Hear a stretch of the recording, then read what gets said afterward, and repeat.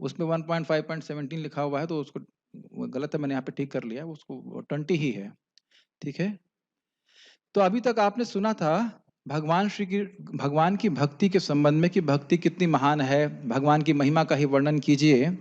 और कल हमने सुना था कि भक्ति में एक बार कोई आ गया और कदाचित वह छूट भी गया, तो भी वह भक्ति के रस को भूल नहीं पाता है, वापस उस रस का आस्वादन करने के लिए वापस भक्ति में आ जाता है। याद याद है ना, कल ही बोले थे ना ये बात।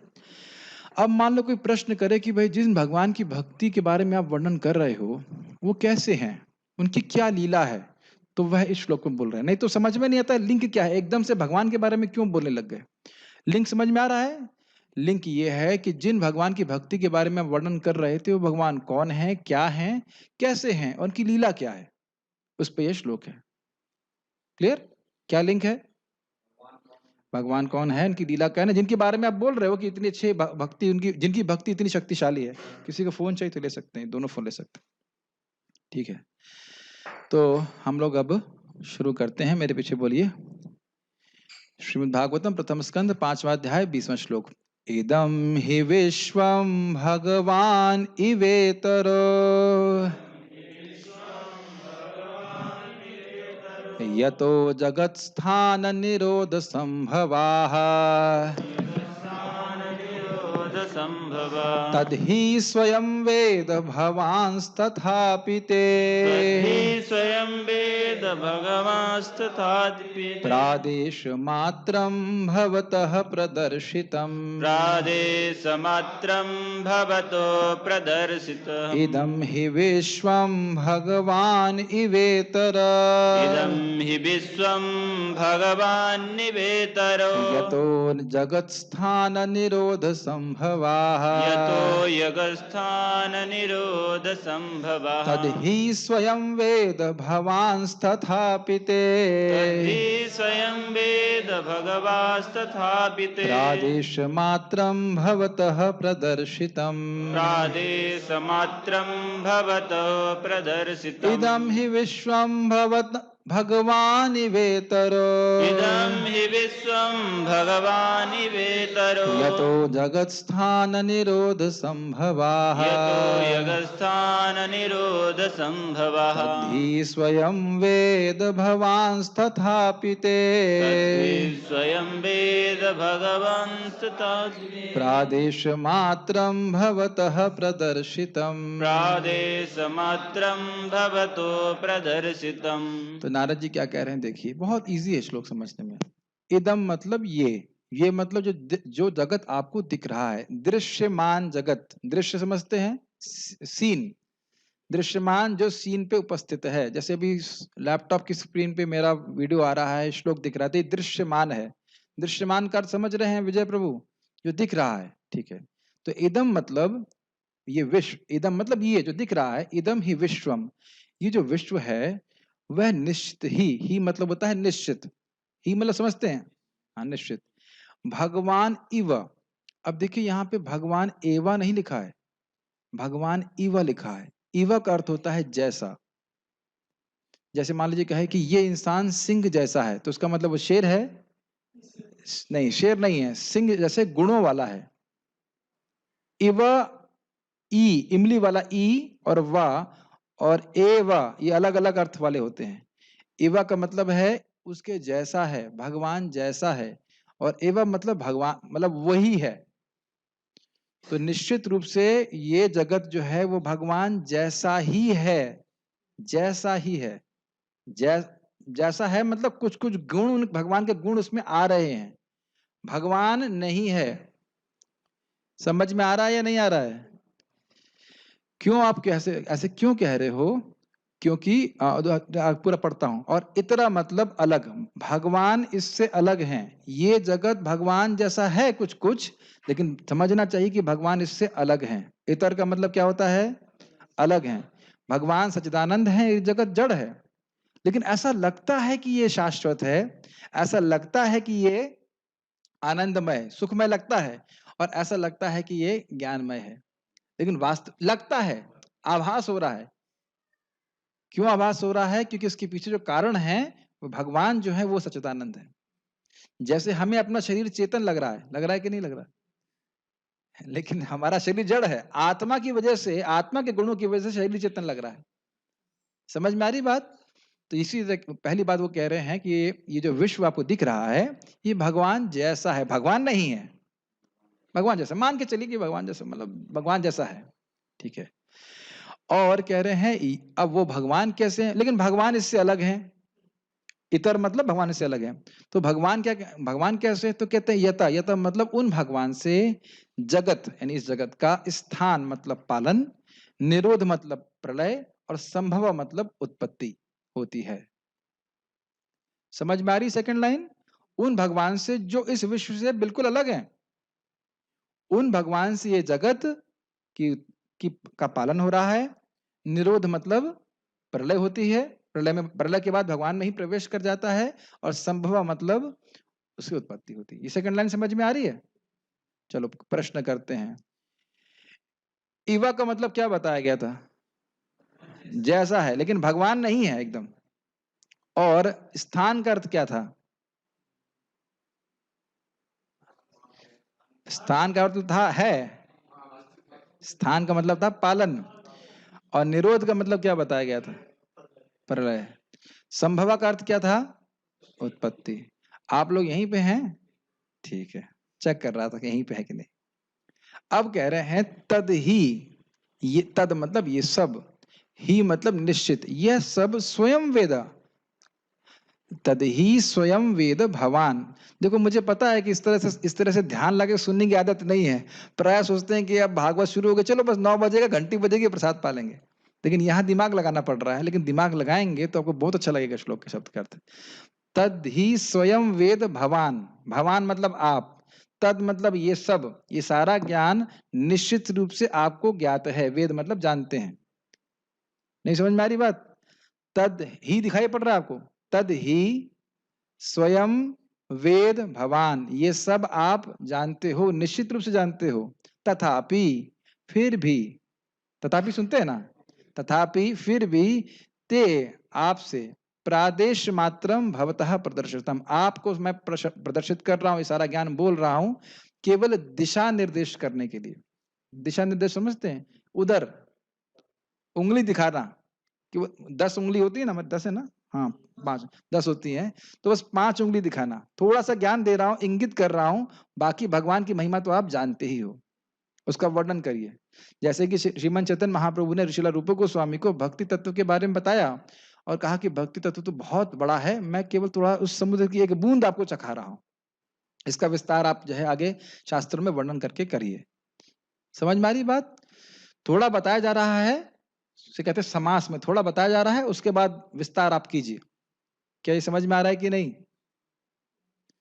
श्लोक समझ में आ रहा है? ये विश्व जो है भगवान से अलग नहीं है, क्योंकि भगवान इसके कारण है, और भगवान का एक कार्य स्वरूप है। कार्य मतलब इफेक्ट, और कारण का मतलब कॉज। और वो भगवान की कितने शक्तिशाली हैं कि इस जगत का अकेले ही पालन कर रहे हैं, अकेले ही प्रलय कर दे रहे हैं, और अकेले उनकी उत्पत्ति उन्हीं से होती है और किसी से होती नहीं है। साथ साथ ये सब बात आप जानते हो। मैं केवल आपको, मैं मतलब नारद जी कह रहे हैं व्यासदेव जी को, कि मैं आपको केवल दिशा निर्देश कर रहा हूँ कि इस सब भगवान, इन्हीं भगवान का वर्णन आपको करना चाहिए। साहिल ब्रो, गुड बॉयज। ठीक है, आगे पढ़ते हैं। यस, अनुवाद। पूर्ण पुरुषोत्तम भगवान स्वयं विश्व स्वरूप हैं, तथापि उससे निर्लिप्त भी हैं। समझ में आ गया? समझ में आ रहा है? दोनों चीज प्रभुपाद बोल रहे हैं। भगवान ही इस जगत के रूप में है, लेकिन फिर भी जगत भगवान नहीं है। ये लाइन समझ में आ रही है? भगवान जगत के रूप में है क्योंकि भगवान की शक्ति के अलावा जगत में और कुछ है नहीं, लेकिन फिर भी केवल इच्छा मात्र से संचालन कर रहे हैं, और इसमें कभी निर्लिप्त नहीं होते। ऐसा नहीं सोचना चाहिए कि भगवान का शरीर भौतिक है। प्रभुपाद इस बात को अच्छे से समझाएंगे, इसलिए पहले मैं बता के चल रहा हूं। उन्हीं से यह दृश्य जगत उत्पन्न हुआ है, उन्हीं पर टिका है, और संहार के बाद उन्हीं में प्रवेश करता है। तुम इस सब के विषय में जानते हो, मैंने तो केवल सारांश भर प्रस्तुत किया है। ये श्लोक कौन बोल रहा है, किससे? हाँ, ये तुम मतलब व्यासदेव, और जो बोल रहा है मैंने मतलब, हाँ, ये पता होना चाहिए कौन बात कर रहे हैं। ठीक है, ओके, आगे बढ़ते हैं। सारार्थ दर्शनी। इस प्रकार भक्ति के संबंध में उपदेश देने के बाद श्रील नारद जी अब भजनीय भगवान के संबंध में ज्ञान दे रहे हैं जो भक्तों के लिए आवश्यक है। लिंक समझ में आ रहा है? जब तक हम यह नहीं समझेंगे कि भगवान कितने महान हैं, हमें लगेगा कि अरे हम कृष्ण की पूजा करें या शिव जी की पूजा करें या दुर्गा जी की पूजा करें, क्या फर्क पड़ता है। लेकिन ये जगत और किसी से नहीं आ रहा है, स्वयं भगवान की से आ रहा है। उसके अलावा और कोई व्यक्ति नहीं, भगवान के अलावा दूसरा कोई व्यक्ति नहीं जो जगत की सृष्टि कर रहा हो, उत्पत्ति कर रहा हो, प्रलय कर रहा हो। तो लोग संदेह कर सकते हैं, नहीं शिव जी करते हैं ना, वो सब भगवान की इच्छा से ही होता है। वो केवल निमित्त कारण है। वो इंस्ट्रूमेंट्स हैं, they are all instruments of Krishna in Krishna's hand. करने वाले सब कुछ भगवान कृष्ण हैं। तो हम किसी सामान्य व्यक्ति की पूजा नहीं कर रहे हैं, हम असामान्य व्यक्ति की भी पूजा नहीं कर रहे हैं, हम एक दिव्य भक्ति की पूजा कर रहे हैं।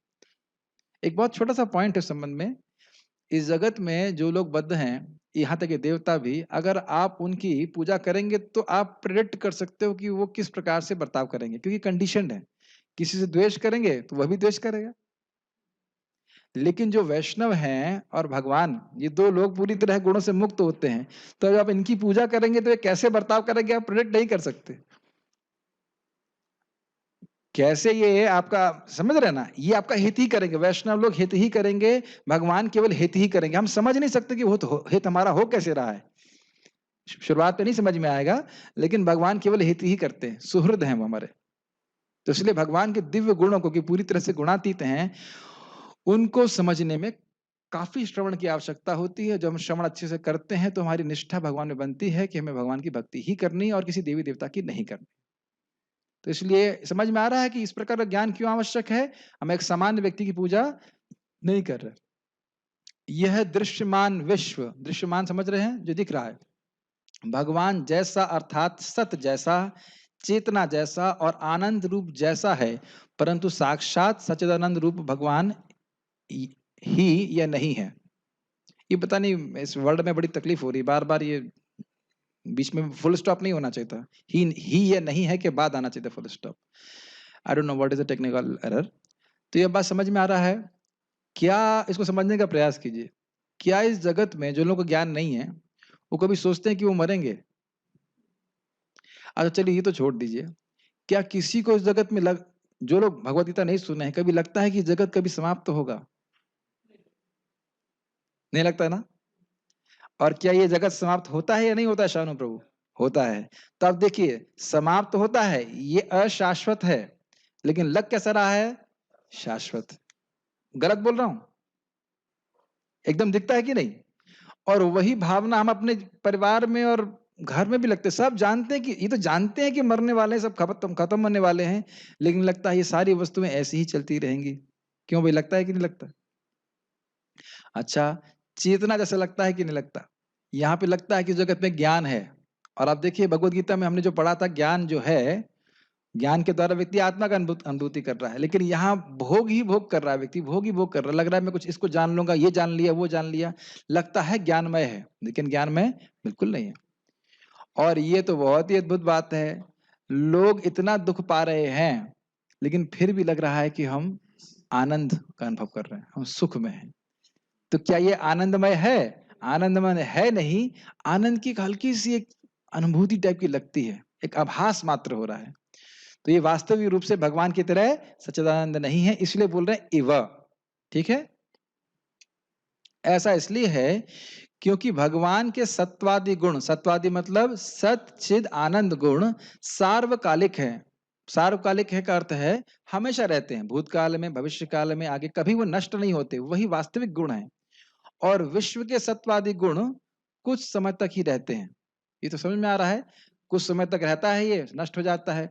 कुछ समय तक ज्ञानमयता रहती है, कुछ समय तक लगता है कि थोड़ा सुख रहता है, वो सब सार्वकालिक नहीं है। ठीक है, इसलिए भगवान से अलग है। और क्योंकि भगवान इससे भिन्न है, अर्थात इतरा, ये आप कॉमा और फुल स्टॉप को मत देखिएगा, ये सब पता नहीं वर्ड क्या कर रहा है, मेरे को समझ में नहीं आ रहा, थोड़ा ग्रहण करना पड़ेगा। मैं बनाता वर्ड में ठीक हूँ और पीडीएफ में कुछ अजीब सा हो जा रहा है। क्योंकि भगवान इससे भिन्न है। भगवान किससे भिन्न है? इस जगत से। ठीक है, अब किस प्रकार यह विश्व भगवान जैसा है और किस प्रकार भगवान इससे अलग है? मान लो ये प्रश्न करे तो कह रहे हैं उन भगवान से जो माया शक्ति के स्वामी हैं, उनसे इस जगत का पालन और प्रलय होता है, उत्पत्ति होती है। तो क्योंकि विश्व भगवान का कार्य रूप है, इसलिए कुछ अंश में इस जगत को भगवान जैसा कहा जाता है। क्योंकि भगवान इस जगत के कारण हैं, इसलिए वे इस जगत से अलग हैं। क्योंकि ब्रह्म इस जगत का कारण है, इसलिए जगत को भी श्रुति में ब्रह्म कहा गया है। सर्व खलु इदम ब्रह्म, यह जगत ब्रह्म है। अब इसको मैं समझाने का प्रयास करता हूं। देखिए, सिद्धांतिक रूप से, फिलोसफिकल रूप से, कार्य यानी कि इफेक्ट अपने कारण यानी कि कॉज से अभिन्न होता है, लेकिन फिर भी कारण है और कार्य है, इसलिए कारण अपने कार्य से भिन्न होता है। जैसे मिट्टी और कुम्हार इस मृदंग के कारण है, तो मिट्टी है इसमें मृदंग में, लेकिन आप ये नहीं कह सकते कि मृदंग केवल मिट्टी है। Does it make sense? चलिए एक और उदाहरण समझ लीजिए, समझ में आ जाएगा। सूर्य है, अब मैं ये कहूं कि सूर्य और बादल भिन्न भिन्न वस्तुएं, मानेंगे? अरे भाई, जो प्रश्न बोला उतना उत्तर दीजिए। सूर्य और बादल भिन्न हैं या नहीं है? बादल में पानी ही पानी है, कोई अग्नि तत्व नहीं है, और सूरज में अग्नि ही अग्नि है और कोई भी पानी नहीं है। अब अगर मैं ये कहूं कि बादल और सूर्य अभिन्न है, तो मानेंगे? क्यों मानेंगे? यस, सूर्य के बिना बादल की उत्पत्ति नहीं हो सकती। तो अगर ये कहा जाए कि सूर्य कारण है और बादल कार्य है, तो आप मानोगे? कार्य मतलब इफेक्ट और सूर्य कार्य, कारण मतलब कारण। तो आप समझ में आया? क्योंकि सूर्य के बिना बादल का कोई अस्तित्व नहीं हो सकता है, इसलिए एक दृष्टि से बादल सूर्य ही है। फिलोसफिकल कंसेप्ट है, ये सिद्धांत है। लेकिन आप मूलतः स्वरूपता देख रहे हैं कि सूर्य के स्वरूप बिल्कुल अलग है और बादल का स्वरूप बिल्कुल अलग है। तो अब आप जानते हैं कि माया एक शब्द होता है, हम लोग कई बार यूज किया है, प्रकृति ब्रह्म या माया ब्रह्म, भगवत गीता में भी समझाया गया था। और उसे कहते हैं महद ब्रह्म। याद आ रहा है? महद ब्रह्म 14 चैप्टर में पढ़े थे ना? कौन से शास्त्र के 14 चैप्टर में पढ़े थे? ईशोपनिषद, भगवत गीता का। तो 14 चैप्टर का में भगवान स्वयं बोले ना, महद ब्रह्म शब्द यूज किए थे कि नहीं? मम योनि महद ब्रह्म तस्मिन गर्भे तधाम में हम, ये बोले थे ना कि जो महद ब्रह्म है ये प्रकृति ब्रह्म है, प्रकृति भी ब्रह्म है, भगवान की शक्ति उससे अलग नहीं है। तो उसमें उसको भगवान एक्टिवेट करते हैं। आप सुना हुआ है ये बात कि काल शक्ति के द्वारा एक्टिवेट करते हैं, फिर उससे जगत की स्थिति प्रलय सब कुछ होता रहता है। तो उसी प्रकार से, और जब प्रलय होता है तो सब कुछ इसी में प्रवेश कर जाता है। तो वो कह रहे हैं कि क्योंकि ये भगवान की शक्ति है, पर ब्रह्म भगवान की शक्ति है, इसलिए इसको भी ब्रह्म कहा जाता है। लेकिन ब्रह्म ब्रह्म में भेद हो जाता है। जीव ब्रह्म, माया ब्रह्म और पर ब्रह्म में भेद है। माया भी ब्रह्म है कि नहीं? भगवान की शक्ति है। जीव भी ब्रह्म है कि नहीं? भगवान की शक्ति है। लेकिन जीव में और माया में अंतर नहीं है। माया जड़ है और हम लोग सचेतन है। अच्छा, हम में और भगवान में अंतर है कि नहीं? बिल्कुल है। भगवान विभु हैं, हम लोग अणु हैं। आप समझ रहे हैं? लेकिन हम भी भगवान की शक्ति हैं, तो इसलिए हम भी कृष्ण हैं। कृष्ण है मायावादी नहीं, हम लोग कृष्ण हैं इन द सेंस कि हम भगवान कृष्ण की शक्ति है।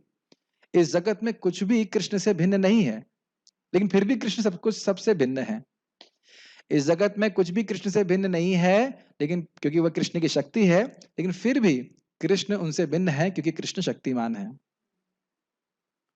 और एक और बात समझना चाहिए कि कभी भी शक्ति को शक्तिमान से अलग नहीं कर सकते। जैसे सूर्य की रोशनी को आप सूर्य से कभी अलग नहीं कर सकते, लेकिन फिर भी सूर्य की रोशनी सूर्य नहीं है। ये सारी बातें समझ में आनी, कई बार हम रिपीट कर चुके हैं। ये सब आप लोग जानते हैं, मैं तो केवल आपको दिशा निर्देश कर रहा हूं, जैसे नारद जी व्यासदेव जी को कहते हैं। ठीक है, ओके, समझ में आ गया? तो अब दो बातें हैं, क्योंकि जगत कार्य है इसलिए भगवान से अभिन्न है, और क्योंकि भगवान कारण है और सच्चिदानंद स्वरूप है, इस कारण से भगवान उससे अलग है। बहुत सिंपल सी बात। ठीक है, अच्छा, यह सब आप स्वयमेव जानते हैं, क्योंकि आप भगवान के अवतार हैं। इसलिए मैंने आपको केवल दिशा निर्देश ही दिया है, मतलब इंगित किया कि इस संबंध में आप जानते हो, उसके बाद व्याख्या कीजिए आगे। मैंने भक्ति का ज्ञान और भगवान की शक्ति का ज्ञान मात्र 10 उंगली के बराबर दिया है। भक्ति का ज्ञान दिए थे ना पिछली बार में। आप जानते हो कि किस प्रकार से भक्ति करने वाला व्यक्ति अगर पतन भी हो जाए तो भी कोई नुकसान नहीं है, और कर्मकांड इत्यादि से कोई फायदा नहीं। बहुत सारी बातें चर्चा की गई थी, उसको मैं भी समझा नहीं रहा हूँ। काफी बातें बताई थी भक्ति के बारे में, और ये भी बताया था कि आप भक्ति का ही उपदेश दीजिए, है ना, शॉर्ट में बता दिया था। और भगवान की शक्ति का ज्ञान ये अभी यहाँ पे दे रहे हैं। तो कह रहे हैं ये 10 उंगली के बराबर दिया है। 10 उंगली के बराबर देने का मतलब है बहुत थोड़ी मात्रा में दिया है। ये बोल रहे हैं। यद्यपि भगवान ये सब गड़बड़ सड़बड़ हो गया है। 10 उंगली के बाद प्रादेश मात्रम होना चाहिए। प्रादेश मात्रम का अर्थ होता है 10 उंगली। मुझे पता नहीं, ये technology is just giving me so much trouble. यद्यपि भगवान की शक्ति तो कोटि परार्ध गुना अधिक है, और यह मैंने इसलिए किया है क्योंकि ऐसा न्याय है कि आचार्यवान पुरुषो वेदा। आचार्यवान व्यक्ति ज्ञान प्राप्त की आचार्यवान व्यक्ति ज्ञान की प्राप्ति कर पाता है। ये सब सॉफ्टवेयर मेरे अगेंस्ट जा रहा है। एनीवेज, कहने का अर्थ क्या है? अर्थ ये है कि देखिए, भगवान की शक्ति तो अनंत है। मैंने तो केवल आपको भगवान की शक्ति का थोड़ा हिंट दिया है, ठीक है? क्यों दिया है? क्योंकि ये न्याय है कि जिसका गुरु होता है वो जानता है। आप भगवान के अवतार हो, लेकिन मैंने कर्तव्य अपना किया है, मैं आपका गुरु हूं, नारद जी बोलते हैं। अब इसलिए, क्योंकि ये न्याय है कि भाई गुरु से ज्ञान स्वीकार करना चाहिए, इसलिए मैं आपको ये बोल रहा हूं। नहीं तो आप तो पहले सब कुछ जानते हैं। ये समझ में आ रही बात? फिर से रिपीट करूं? नहीं करूं? तो आप रिपीट कीजिए, आप बताइए क्या बोल रहे हैं। नारद जी क्यों बोल रहे हैं? जब व्यासदेव जी को पहले से पता है, तो नारद जी क्यों बोल रहे हैं? क्योंकि उनका कर्तव्य है। ये बोला गया है कि आचार्यवान पुरुषो वेदा। जो पुरुष आचार्यवान है, गुरुवान है, गुरु के शरण में जाता है, वो जानता है। तो एक आदर्श स्थापित करने के लिए मैं बोल रहा हूं, अन्यथा आप सब पहले से जानते हैं, ठीक है? और तो जानते ही हैं, नारद व्यासदेव जी तो भगवान के अवतार ही हैं। बाल प्रबोधिनी, भगवान की लीला प्रधान वर्णन ही युक्त है। मतलब ऐसा शास्त्र जिसमें भगवान की लीला ही मुख्य रूप से हो, यही अच्छी बात है। तो वे भगवान कैसे हैं और उनकी लीला क्या है, यदि यह प्रश्न हो तो इस पर यह श्लोक कह रहे हैं। अब इसके बाद फुल स्टॉप होना चाहिए था, ये फुल स्टॉप बहुत परेशान कर रहा है। तो ये बातें कुछ बोलेंगे वही, लेकिन थोड़ी थोड़ी अलग बातें बोलेंगे, जरा समझने का प्रयास कीजिए। उत्तम अधिकारी के लिए यह दृश्यमान जगत भगवद उपादानक भगवद उपादानकत्व भगवद उपादानकत्वता के कारण, ओ कृष्णा, भगवान ही है। ये माध्यम पिता इधर से कैसे आ गया? बहुत दुख हो रहा है मुझे आज। ये पता नहीं क्या ये श्लोक का सॉफ्टवेयर कर रहा है, कुछ समझाने में बहुत कठिनाई होगी। जो उत्तम अधिकारी भक्त होता है, वो देखता है कि कण कण में भगवान ही व्याप्त है। स्थावर जंगम देखे न देखे तार मूर्ति, सर्वत्र होए तार इष्ट देव स्फूर्ति। ठीक है? जो मध्यम अधिकारी है, वह विश्व, उसके लिए यह विश्व भगवान जैसा है, अर्थात भगवान का रूप होने से उपास्य है और उनसे पृथक नहीं है। जो मध्यम अधिकारी है, वो भगवान को, इस जगत को भगवान का स्वरूप ही देखता है, और भोग बुद्धि नहीं होती, सम्मान की दृष्टि होती है। अच्छा, लेकिन वो ये नहीं देख पा रहा कि भगवान हर कण में है, लेकिन भगवान स्वरूप है, इसलिए वह उनका सम्मान करता है। हीन अधिकारी के लिए तो यह दृश्यमान जगत भगवान से अलग है। तो इस प्रकार उनसे भिन्न है। जो हीन अधिकारी लोग हैं, जिनकी भोग बुद्धि है, वह जगत को भगवान से अलग देखते हैं, उस प्रकार से सोचते हैं, या किसी व्यक्ति को भगवान से अलग देखते हैं। इस कारण से असम्मान की भावना होती है और सोचते हैं कि मैं भोग करूं। तो इस प्रकार के 3 प्रकार के लोगों को समझाने के लिए आप अलग अलग रूप से वर्णन कीजिए, ये बात बोल रहे हैं। तो इसलिए अधिकार भेद से भगवान के स्वरूप का निरूपण करके उनकी लीला को दर्शा रहे हैं। भगवान ओफ कृष्णा, इसको छोड़ देते हैं, क्या करेंगे, मैं बहुत दुखी हो रहा हूँ। चलिए हम इसको छोड़ देते हैं। बस मैं समरी में बता दे रहा हूँ कि भगवान ही, वही बात जो बोले थे, जगत के संहार करता है, प्रलय संहार करता है, स्थिति का बनाने वाले हैं, और उत्पत्ति के हेतु होते हैं। और उसको प्रमाण दे रहे, सर्व खलु इदं ब्रह्म, मतलब सभी कुछ भगवान की शक्ति है। और ये तो वह इमानी भूतानी जानते, ये सारे जगत जो है वो भगवान से ही आता है। मुझे बहुत दुख हो रहा है, पता नहीं क्या ये श्लोक, मुझे ये सॉफ्टवेयर मुझे बहुत परेशान कर रहा है, इट्स वेरी बैड। हाँ हाँ, मुख से बोल दे रहा हूँ, ठीक है। उसके बाद वो एक इंटरेस्टिंग बात बोल रहे हैं, लास्ट चीज देखिए, यहां भगवान को जगत के सॉरी, उसके बाद वो बोल रहे हैं कि आचार्यवान पुरुषोत्तम वेदा, आप जानते हो, लेकिन शास्त्र की मर्यादा के संपादन के लिए मैं आपको एक देश मात्र ही प्रदर्शित कर रहा हूं, क्योंकि गुरु हूं, इसलिए आपको उपदेश देना चाहिए, इसलिए समरी में बता रहा हूं। लास्ट लाइन बहुत अच्छी है, ये देखिए क्या कह रहे हैं। यहाँ भगवान को जगत के जन्मादि का हेतु कहने से यह अर्थ फलित होता है कि भगवान जगत के निमित्त, उपादान निमित्त कारण है, उपादान कारण है, सर्वज्ञ है, शक्तिमान है, सर्वशक्तिमान है और सभी के अंतर्यामी है, इसीलिए सभी के उपास्य हैं। या इसमें लिखा कुछ और है, मैं बोल रहा हूँ जो सही है। इस पता नहीं क्या हो गया है।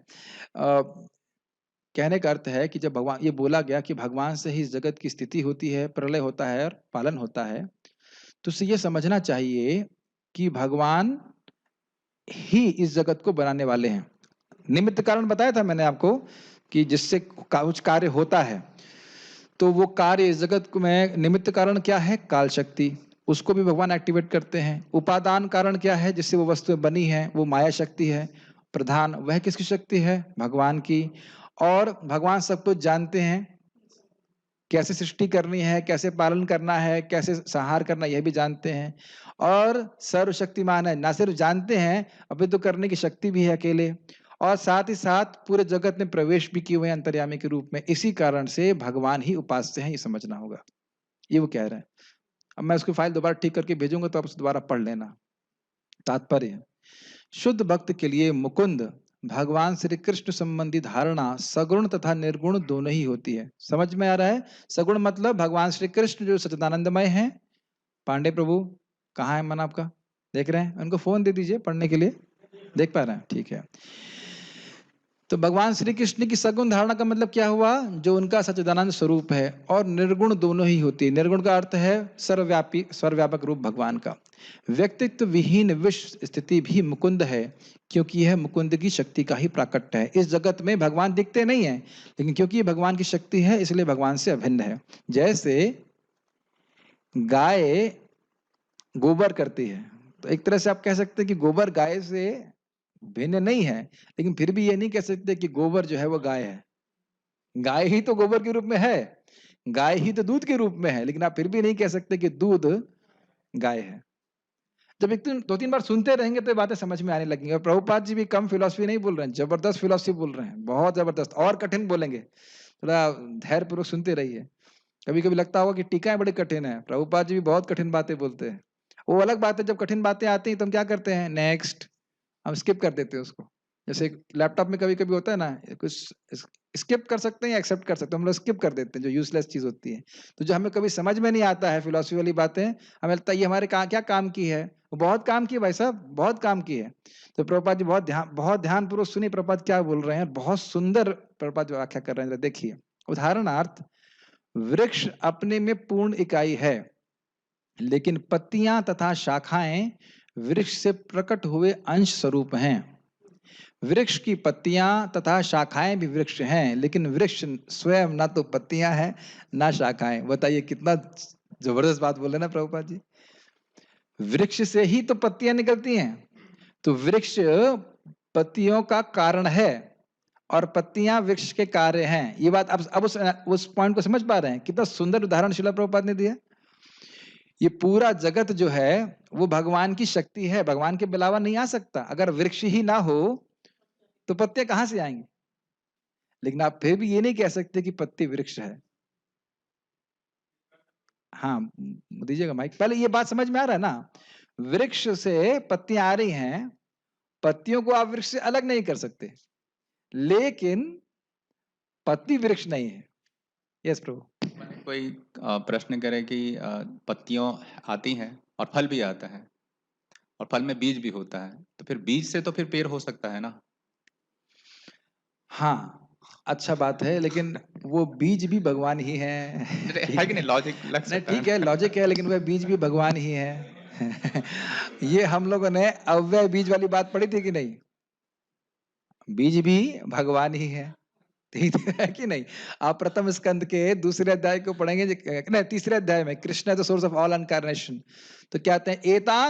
एतान नानावतारानाम निधानम बीजम अव्ययम। और यहाँ भी हम यही पढ़ रहे हैं, भगवान ही सभी चीजों के हेतु हैं, उत्पत्ति के कारण है। वही आप, मैं समझ रहा हूँ कौन सा बात बोल रहे हैं कि मुर्गी आए कि अंडा पहले ही आए। लेकिन देखिए, इसमें एक रेजोल्यूशन ये है कि कृष्ण सबके पहले हैं। वो मुर्गी के पहले भी हैं और अंडे के पहले भी हैं, दोनों के सर्जन करता है। ठीक है कि नहीं? ठीक है, ठीक है। वेदों का यह कथन है कि समस्त ये वृक्ष और पत्ती वाला बात समझ में आ रहा है ना? नहीं आ रहा है? सब लोग हाँ बोल देना, नहीं तो प्रभु जी और समझाएंगे और टाइम लग जाएगा। नहीं ठीक है। वेदों का यह कथन है कि समस्त दृश्य जगत ब्रह्म के अतिरिक्त कुछ नहीं है। वो श्लोक सर्व खलु इदं ब्रह्म है जो प्रभुपाद जी कोट कर रहे हैं। यह बताता है कि चूंकि प्रत्येक वस्तु परब्रह्म से उद्भूत है, अतएव उनसे भिन्न कुछ भी नहीं है। स्पष्ट है ये बात? भगवान की शक्ति है, इसलिए भगवान से अभिन्न है। इसी प्रकार अंग के रूप में हाथ तथा पांव शरीर कहलाते हैं, लेकिन पूर्ण इकाई के रूप में शरीर ना तो हाथ है ना पांव है, कि नहीं? एकदम क्लियर है एकदम। भगवान तो शाश्वतता, ज्ञान तथा सौंदर्य के दिव्य रूप हैं। अतएव भगवान की शक्ति की सृष्टि भी अंशतः सच्चिदानंद स्वरूप प्रतीत होती है। ये बात हमने टीका में पढ़ा था ना। किन की टीका में पढ़ा था? विश्वनाथ चक्रवर्ती ठाकुर जी की टीका में। पहले नहीं, अभी हाँ पहली वाली टीका। यस, ये पढ़े थे कि नहीं पढ़े थे? आज ही पढ़े थे ना? अभी पढ़े थे कि कभी पहले पढ़ा था? अभी पढ़े थे, याद है ना? ठीक है। इसकी व्याख्या की आवश्यकता नहीं है ना, क्योंकि भगवान से आया है इसलिए हमको लग रहा है कि ये बहुत शाश्वत है, इसमें यहाँ सुख मिल जाएगा, यहाँ ज्ञान है, ऐसे करके। जब यही यही माया का कार्य है। वो सोचती रहती है कि जगत, ये हमको भुलावा देती रहती है कि जगत बहुत अच्छा है। बिल्कुल अच्छा नहीं। इसलिए बहिरंगा शक्ति माया के प्रभाव से सारे बद्ध जीव भौतिक प्रकृति के बंधन में बंधे हुए हैं। इन दोनों लाइन को समझने का प्रयास किया। प्रभुपाद का बहुत गंभीर तात्पर्य है, क्योंकि मैं सच्चिदानंदमय हूं कि नहीं? इसलिए मैं इन गुणों को इस जगत में ढूंढ रहा हूं, जिनका केवल एक आभास मात्र होता है। मैं इस जगत में, मैंने पहले भी समझाया था, मैं इस जगत में शाश्वतता को ढूंढ रहा हूं। मैं इस जगत में ज्ञान ढूंढ रहा हूं और आनंद ढूंढ रहा हूं कि नहीं ढूंढ रहा हूं? क्योंकि मैं मूलतः सच्चिदानंद हूं, और क्योंकि इस जगत में इसका आभास मिलता है, इसलिए हम इस जगत में आसक्त हो जाते हैं। लेकिन वास्तविक रूप से हम किससे सुख प्राप्त कर सकते हैं? जब हम भगवान कृष्ण का संपर्क प्राप्त करेंगे, जो वाकई सत्य हैं, चिद हैं और आनंदमय है। ये लाइन समझ में आ रही है क्यों प्रभुपाद बोल रहे हैं कि बंध जाते हैं? ठीक है। वे इसे ही सब कुछ मान लेते हैं क्योंकि उन्हें आदि कारण भगवान का कोई ज्ञान नहीं होता। स्पष्ट है। न ही उन्हें इसका पता रहता है कि शरीर के अंगों को यदि संपूर्ण शरीर से विलग कर दिया जाए तो हाथ या पांव वही हाथ पांव नहीं रह जाते जैसे कि वे शरीर से संयुक्त होने पर थे। इसी प्रकार ईश्वर विहीन सभ्यता पूर्ण पुरुषोत्तम भगवान की दिव्य प्रेम भक्ति से कटकर छिन्न हाथ या पांव की तरह होती है। ऐसे अंग हाथ तथा पांव जैसे भले ही लगें, लेकिन उनमें यह क्षमता नहीं रह जाती। ये प्रभुपाद क्यों बोल रहे हैं समझ में आ रहा है? आप जानते हो, पेट को खाना देंगे तो सारे अंगों को मिलता है। बहुत अच्छा एग्जाम्पल प्रभुपाद देते हैं एक जगह कि उंगली काट दी जाए, अगर उंगली हाथ में है तो हल्का सा कट लगता है तो हम उसमें बैंडेज करते हैं ना, क्या क्या काम करते हैं। लेकिन अगर उंगली का, और कितनी महत्व है उंगली का, अगर शरीर से जुड़ी हुई है। शरीर मतलब भगवान कृष्ण उपमा के तौर पे, और उंगली मतलब जीव। तो अगर उंगली को काट करके अलग फेंक दिया जाए तो अब उस उंगली की कोई वैल्यू नहीं रहती। तो अगर जीव भगवान कृष्ण की कोई सेवा करता है तो उसकी वो अपनी महिमा में सिचुएटेड हो जाता है। लेकिन अगर वो माया की सेवा करता है, भगवान की सेवा को त्याग देता है, तो उसकी दुर्गति होती है। ये समझ में आ रही बात? और यही बात प्रभुपाद जी यहाँ पे समझा रहे हैं कि वे ये पूरे सभ्यता में यही प्रॉब्लम है। वो कृष्ण की सेवा नहीं करना चाहते और सोचते हैं कि कृष्ण को छोड़ करके वे सुखी हो जाएंगे। ये समझ रहे हैं? चाहे व्यक्ति किसी भी आश्रम में रहे, गृह ठाको वन ठाको सदा हरि बोले डाको, अपने को जब हम कृष्ण से कनेक्ट रखेंगे तो हम प्रसन्न रहेंगे, क्योंकि कृष्ण आनंद के आगार हैं। लेकिन जानबूझ करके अगर हम माया की सेवा करेंगे तो हम दुखी हो जाएंगे। ये बात हम लोग तो जानते हैं, और जानकर भी आगे पीछे थोड़ा बहुत होता है, लेकिन प्राय समाज में तो इस बात को जानते ही नहीं।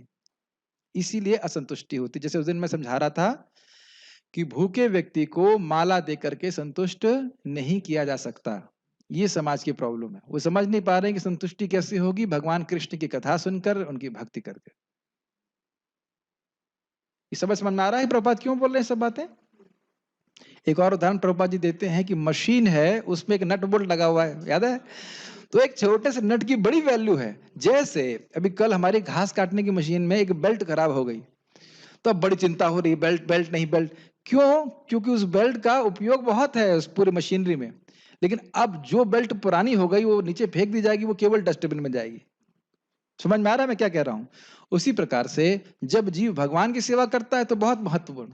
आप देखो भगवान क्या कहते हैं, जो ये दिव्य ज्ञान दूसरों को दे रहा है वो मुझे सबसे अधिक प्रिय है। Simple service, isn't it? Giving this knowledge of Krishna to others सबसे अधिक प्रिय है। हरे कृष्णा बोल रहे हैं, भगवान बड़े प्रसन्न हो जाते हैं। तो भगवान की सेवा करने वाले से जीव को बहुत लाभ होता है, और अगर नहीं कर रहा है तो वैसा ही हो गया जैसे उंगली कटी हुई है, नीचे गिरा पड़ा है, उसका कोई वैल्यू नहीं। Does it make sense? बहुत अच्छी बात है। देखिए, ये जो ट्यूबलाइट है इसकी अपनी कोई शक्ति नहीं है, लेकिन क्योंकि ये पावर हाउस से कनेक्टेड है तो बहुतों को प्रकाश देती है कि नहीं? कितना सुंदर उदाहरण है ना। अपने से वह अपना अंधकार भी नष्ट नहीं कर सकती। ये रूम बंद हो, लाइट ना आ रही हो या डिस्कनेक्टेड है, तो ये बल्ब, ये ट्यूबलाइट हो या नहीं हो, वो कुछ नहीं कर सकती। लेकिन अगर पावर हाउस से कनेक्टेड है तो कितने लोग का अंधकार नष्ट कर देगी। ये एसी अपनी गर्मी नहीं काट सकता, लेकिन अगर पावर हाउस से कनेक्टेड है तो बहुत लोगों को ठंडक दे सकता है। बहुत सारे उदाहरण इस प्रकार से आप सोच सकते हैं। उसी प्रकार से हम लोग बहुत सामान्य व्यक्ति हैं। मैं मूर्ख हूं, पहले तो ये सोच लेना चाहिए मैं मूर्ख हूं, तब प्रीचिंग कर पाएंगे। हैं? ये समझ रहे हैं ना क्यों? अगर हम समझेंगे हम बहुत बुद्धिमान और अपनी बात बोलेंगे तो कुछ नहीं होने वाला। लेकिन ये समझे कि मैं मूर्ख हूं, जो आचार्य गणों ने बोला वो मैं प्रस्तुत करूंगा तो प्रचार कर पाएंगे। प्रभुपाद को कितनी बार समझाते हैं। तो इससे भगवान प्रसन्न होंगे, मुझसे प्रसन्न होंगे, और जो व्यक्ति सुन रहा है उससे भी प्रसन्न होंगे और उसके हृदय के अज्ञान को नष्ट करेंगे। मुझे लगता नहीं बात समझ में आई। जब हम परंपरा में भगवान का ज्ञान दूसरों को देते हैं तो भगवान प्रसन्न होते हैं हमारे हृदय में, तो हमारे हृदय का ज्ञान नष्ट हुआ, और वो सामने वाला जो सुन रहा है उसको सही ज्ञान प्राप्त हो रहा है, और वो जब आग्रह करके सुन रहा है तो भगवान उससे प्रसन्न होते तो उसके हृदय के ज्ञान को नष्ट करते हैं। अगर हम कुछ मनगढ़ंत बोलते हैं तो भगवान उससे प्रसन्न नहीं होते, हमसे प्रसन्न नहीं होते, और सामने वाले का ज्ञान और बढ़ जाएगा, वो तो बेचारा वैसे ही गड्ढे में गिरा हुआ है। समझ रहे हैं? ये बात हम अपने मन से नहीं बोल रहे। आपको याद है ना, प्रिया ही परमहंसा नाम। आपने उस भगवत धर्म का निरूपण नहीं किया जो भगवान को पसंद है और वैष्णव को पसंद है, और कर्मकांड दे दिया, वो तो बेचारा वैसे ही अंधा है, उसको आपने गड्ढे में डाल दिया। याद है ना, सब बातें कर रहे हैं ना, अपने मन से तो नहीं बोल रहे हैं। यस। तो भगवत भक्त श्रील व्यासदेव इसे भली भांति जानते थे। मतलब जीव तभी सुखी होगा जब वो कृष्ण की भक्ति करेगा, वो जानते थे। श्रील नारद उन्हें आगे इस विचार को पल्लवित करने की सलाह दे रहे हैं, जिससे बंधन में फंसे हुए बद्ध जीव उनसे शिक्षा ग्रहण करके भगवान को आदि कारण के रूप में समझ सकें। क्या मतलब हुआ कि भाई हमने पल्लवित मतलब इसको एक्सपैंड करना, एक फ्रेमवर्क दे दिया, छोटी सी बात बोल दी, अब उसको आप एक्सपैंड करिए। जैसे आप लोगों को बचपन में बोला जाता था निबंध लिखने के लिए, निबंध समझते ना, ऐसे क्या क्या क्या टॉपिक दिया करते थे? हाँ, क्या? भारत की, हाँ, जब मान लीजिए मदर काउ, हाँ, नेचर पॉपुलेशन, तो एक छोटा शब्द बोल दिया, अब उसकी आप व्याख्या करिए, विस्तार कीजिए। ये समझ रहे हैं ना? ये उदाहरण पता नहीं कहाँ से आ गई, ये तो सोच के नहीं आया था क्लास में, लेकिन अच्छा एग्जाम्पल है। निबंध समझते हैं ना, एक पॉइंट दे दिया, उस पर आप खोल मतलब उसको बोलना चालू कर दीजिए, ये है वो है, ऐसे करके लिख दीजिए, विस्तार कीजिए। उसी प्रकार से बोल रहे हैं कि मैंने आपको शॉर्ट में बताया है, आप समझाइए कि कृष्ण किस प्रकार से जगत के कारण है, ताकि जीव ठीक से समझ पाए और उनकी भक्ति करके वो कृतार्थ हो जाए। ठीक है? वैदिक मत के अनुसार भगवान स्वभावतः पूर्ण शक्तिमान हैं, और इस प्रकार उनकी सर्वोपरि शक्तियां सदैव पूर्ण तथा उनसे अभिन्न होती हैं। आध्यात्मिक तथा भौतिक आकाश एवं इन दोनों की सामग्रियां भगवान की अंतरंगा तथा बहिरंगा शक्तियों का प्राकट्य है। थोड़ा समझ लेना चाहिए। पहले पूरा पढ़ता हूँ फिर बताता हूँ। बहिरंगा शक्ति अपेक्षतया निकृष्ट है और अंतरंगा शक्ति श्रेष्ठ है। श्रेष्ठ शक्ति यानी परा जीवनी शक्ति है, अतएव यह पूर्ण रूप से अभिन्न है, लेकिन बहिरंगा शक्ति निष्क्रिय होने के कारण अंशतः अभिन्न है। किंतु ये दोनों ही शक्तियां न तो समस्त शक्तियों के जनक भगवान के समान हैं, न उनसे बढ़कर हैं।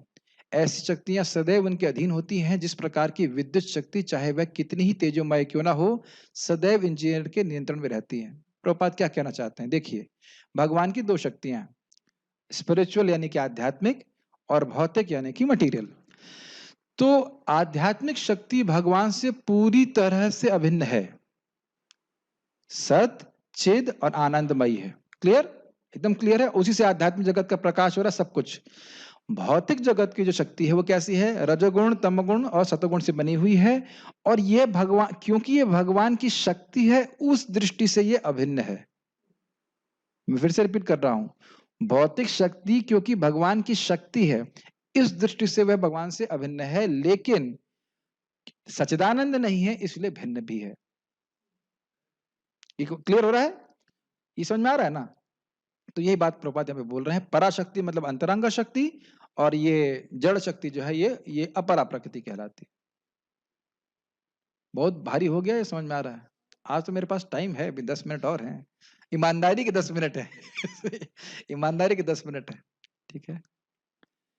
लेकिन एक बात, बहुत अच्छी बात प्रभुपाद कह रहे हैं, और वो ये कह रहे हैं कि देखिए, शक्तियां चाहे कितनी भी शक्तिशाली हो, बहुत ही सुंदर एग्जाम्पल है कि पावर हाउस में, एक बार सिद्धांत बता रहा हूं, शक्तियां चाहे कितनी भी शक्तिशाली हो, वो शक्तिमान के अधीन ही रहती हैं। चाहे वो अंतरंगा शक्ति हो और चाहे वो बहिरंगा शक्ति हैं, भौतिक शक्ति हो, वह भगवान से स्वतंत्र नहीं चल सकती हैं। ये क्लियर समझ में आ रहा है? उसका उदाहरण प्रभुपाद ने यहाँ पे क्या दिया है कि पावर हाउस है। अब आप पावर हाउस जानते ही हो, बिजली घर, उसकी अलग अलग शक्तियां होती हैं। 1 मेगावाट तो कुछ नहीं होता है, एक 100 मेगावाट, कहीं 1000 मेगावाट या 5000 मेगावाट। तो शक्ति चाहे 10 किलोवाट हो, चाहे 10,000 वाट हो, चाहे कितना भी हो, लेकिन वह इंजीनियर के नियंत्रण में ही रहती है। वो बटन दबा देगा, पूरा पावर हाउस बंद हो जाएगा। हम पावर हाउस में काम कर चुके हैं, रह चुके हैं, काम नहीं किया था। ये पहले एग्जाम्पल समझ में आ रहा है? तो अब समझना चाहिए। अब मुझे शायद प्रश्न आ जाएगा कि कृष्ण, चलिए पहले आप प्रश्न कर दीजिए, शायद वही प्रश्न हो तो फिर उत्तर दे देंगे। हाँ, जैसे कि कबीराज लिखते हैं चैतन्य चेतावनी में जब राधा का कि राधा मुझे पता था पूर्ण कि आप प्रश्न करेंगे, इसलिए मेरा उत्तर रेडी है, बोलिए। राधा पूर्ण शक्ति, कृष्ण पूर्ण शक्तिवान, दो नहीं भेद शास्त्र हाँ, परमात्मा। यही तो बोल रहा हूँ मैं। हाँ। भगवान की जो अंतरंग शक्ति है वो भगवान से बिल्कुल अभिन्न है, बिल्कुल अभिन्न है। नियंत्रण में समझ नहीं पाए बस। हाँ, नियंत्रण थोड़ा समझना चाहिए। देखिए, भले ही श्रीमती राधा रानी भगवान की सबसे प्रिया हैं, लेकिन वह भी कृष्ण को अपना स्वामी ही मानती हैं। उनका भी यही भाव है कि मैं कृष्ण की दासी हूँ। ये एकदम एग्जैक्ट शब्द है, चैतन्य चरितामृत से ले रहा हूँ, पढ़िएगा उसको। क्या नाम से, नंद महाराज या माता यशोदा, यह सब भी अपने आप को कृष्ण का सेवक ही मानते हैं। ये सेवा भावना के द्वारा ही भक्ति का सुख प्राप्त होता है। भले ही आप कहें कि कृष्ण से वो मान करती हैं कृष्ण, वो सब लीला की दृष्टि से ठीक है, लेकिन तत्व की दृष्टि से आप समझेंगे तो अब एकदम एग्जैक्ट है। मैं चैतन्य चरितामृत में दिखाऊंगा आपको। इतनी इच्छा होती है सारे चीज पढ़ाने की, लेकिन जो भी एकदम स्पष्ट है, श्रीमती राधा रानी भी कृष्ण की दासी ही है, और ये इसे हीन नहीं हो जाती हैं। परम सत्य मूलतः एक ही है, लेकिन शाश्वत रूप से वो अपने आप को दो रूप में प्रस्तुत कर रहे हैं, लीला विस्तार के लिए, आनंद के लिए। एक कृष्ण है शक्तिमान, और श्रीमती राधा रानी शक्ति है। उनको कभी अलग नहीं कर सकते, कभी अलग नहीं कर सकते। इसीलिए राधा कृष्ण के फोटो को कभी अलग अलग करके नहीं रखना चाहिए। कभी कभी लोग कृष्ण को इधर रखते हैं और राधा रानी को इधर रखते हैं, कभी नहीं करना चाहिए, कभी नहीं करना चाहिए। मुझे बहुत बार सनातन प्रभु भी समझा रहे थे, और अन्य भक्तों को भी बताया, सीनियर वैष्णव ने, जब भी फोटो रखें राधा कृष्ण की फोटो रखें। ये नहीं भाई, सूर्य की किरण को आप सूर्य से कभी अलग तो नहीं कर सकते। समझ रहे हैं मेरी बात? हाँ, तो ये अब राधा रानी से कभी कृष्ण अलग नहीं है। और यहाँ भी, अरे वो बात तो थोड़ा अलग चली जाएगी, बट पॉइंट ये है कि श्रीमती राधा रानी और कृष्ण में कोई बिल्कुल भेद नहीं है, लेकिन फिर भी वो अंतरंगा शक्ति हैं और कृष्ण भगवान हैं। ठीक है ना? ये बात है। अच्छा प्रश्न किया आपने, थैंक यू। मैं कुछ और प्रश्न सोच रहा था, लेकिन वो प्रश्न आपने नहीं किया तो मैं बच गया। ठीक है। ठीक है।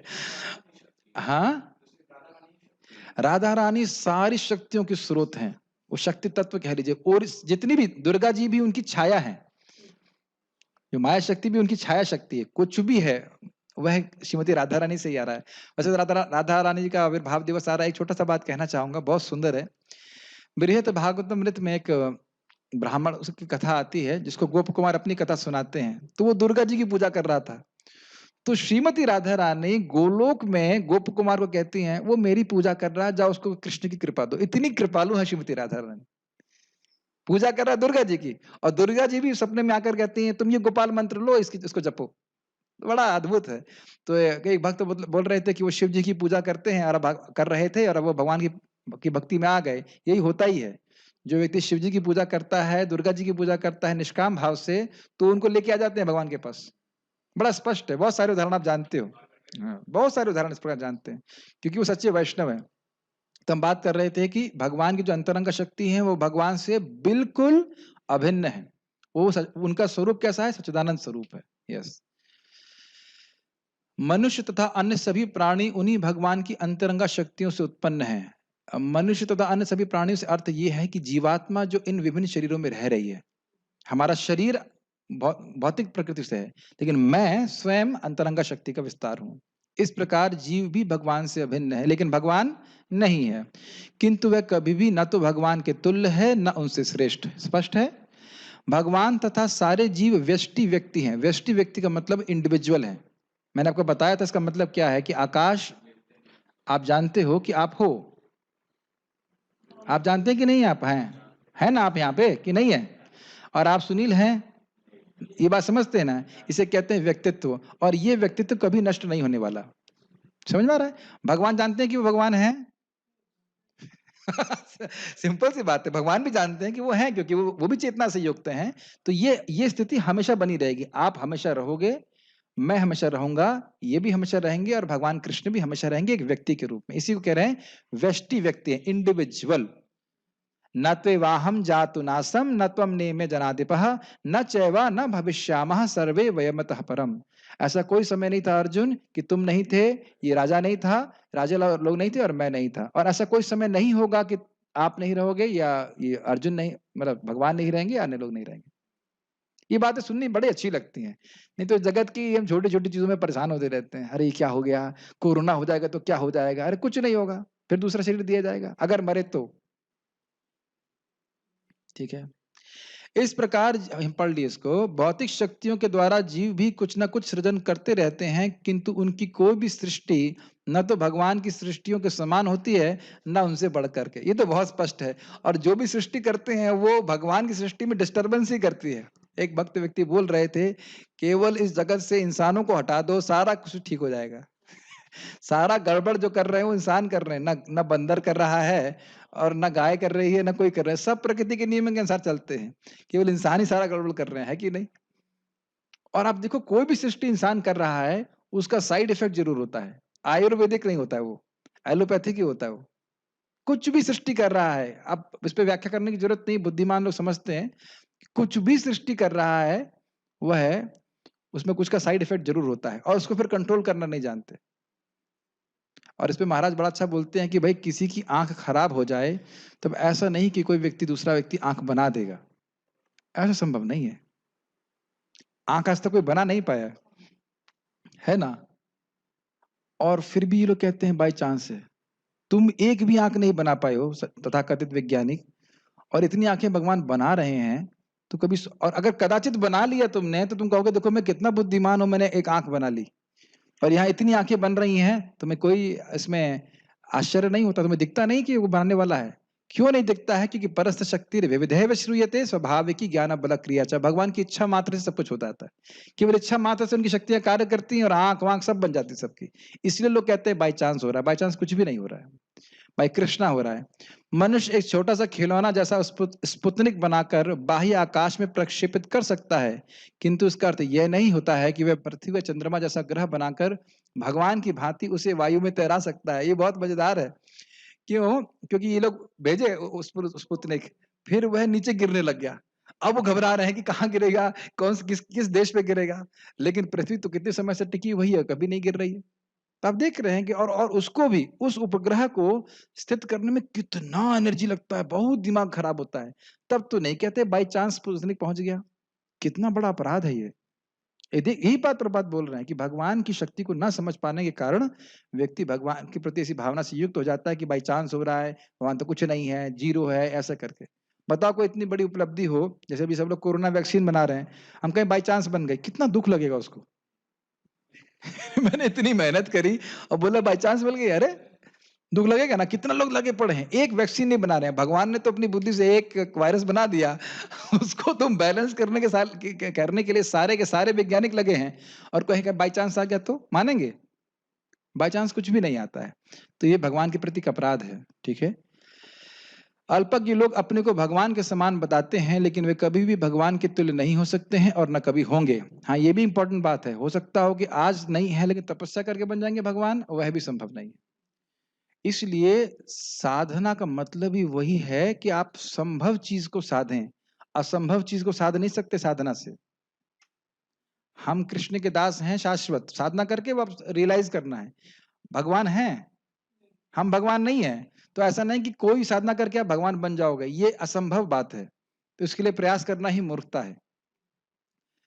मनुष्य पूर्ण सिद्धि प्राप्त करने के बाद भगवान के गुणों का एक बहुत बड़ा प्रतिशत यानी कि 78% प्राप्त कर सकता है, तो भी भगवान से आगे बढ़ पाना या उनके तुल्य हो पाना असंभव है। तो जब जानते हैं ब्रह्मा जी, कोई व्यक्ति अगर भगवान के 78% गुण प्राप्त करता है, लेकिन ये भी ध्यान देना होगा कि भगवान के पास वो गुण जो हैं वह असीमित मात्रा में है। केवल गुणों को काउंट करेंगे तो 78% हो रहा है। मान लो भगवान की शक्ति का गुण है, तो आप ये नहीं कह सकते कि ब्रह्मा जी के पास भगवान के बराबर ही शक्ति है, ये नहीं है। मान लो जानने की शक्ति है, सर्वज्ञता है, तो ऐसा मत सोचिए कि ब्रह्मा जी के पास भगवान के बराबर शक्ति है। वो भी अगर 64 गुण भगवान के गिने जाते हैं, वो एक अलग विषय है, तो उसमें से 78 का मतलब कितना हुआ? 40, 54 ना कुछ कम, ऐसे कुछ 45 या 48 ना, ऐसे कुछ होता है। तो 48 गुण मोटा-मोटी, आप लोग कैलकुलेशन बाद में कर लेना। ये हमारा गुण है कि हम ये भी कैलकुलेट नहीं कर सकते, ठीक है? तो जो भी है, तो 78% ऑफ 64 उतने गुण हम धारण कर सकते हैं, परफेक्ट जीव। लेकिन वह भी उन गुणों को असीमित मात्रा में प्रस्तुत नहीं कर सकता, ये समझ के चलना चाहिए। किसी भी गुण में कोई भी व्यक्ति भगवान की बराबरी नहीं कर सकता है, ये हमेशा समझ के चलना चाहिए। ये आप लोगों को लग रहा है ये सब बातें पता है, लेकिन मायावादी यही बोलते रहते हैं कि तुम भगवान बन जाओगे। ये कभी भगवान नहीं बन सकता है जीव, ठीक है? और ना ही भगवान को तपस्या करके भगवान बनना पड़ता है। कैलकुलेट कर लिए? इसका मतलब है कि आप भगवान नहीं है। नहीं, आप भी नहीं है और मैं भी नहीं हूँ। ऐसा नहीं कि आप हैं, आप नहीं और मैं हूँ।